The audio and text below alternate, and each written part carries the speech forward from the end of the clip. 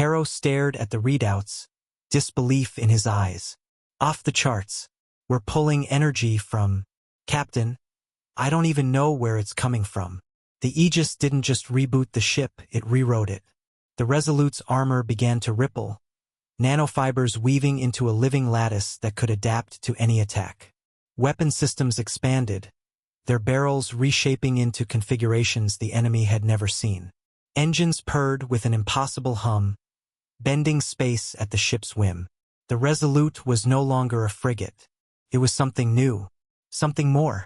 Captain, the tactical officer said. Vorth fleet still holding position. They're confused.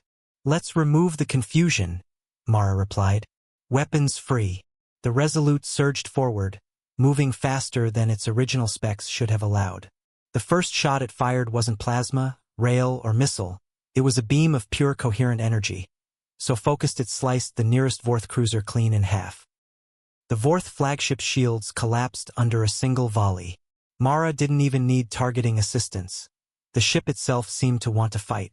It anticipated enemy movements, adjusted weapon fire mid-burst, and redirected shield harmonics in microseconds. On Kavarn's bridge, panic took root. That's impossible, his science officer stammered. We disabled them. You disabled what they were, Kavarn snarled. Not what they are now. The Resolute cut through the Vorth fleet like a blade through mist. Boarding craft were shredded before they could retreat.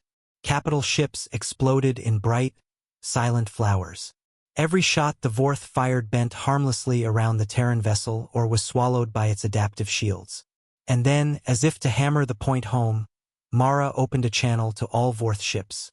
This is Captain Mara Vance, United Terran Navy. You thought you shut us down. You didn't kill our ship. You gave us the excuse to wake it up. Her voice was calm, but the meaning was a thunderclap. The Vorth fleet broke. Ships turned and fled, their tight formations collapsing into chaos. Kavarn's flagship limped into hyperspace, shields flickering, pride in tatters.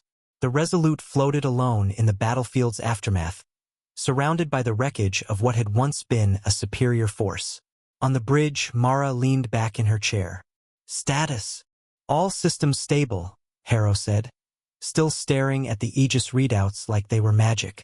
Captain, this ship isn't just upgraded. It's alive. Mara allowed herself a thin smile. Good, because the galaxy's going to need a god on its side.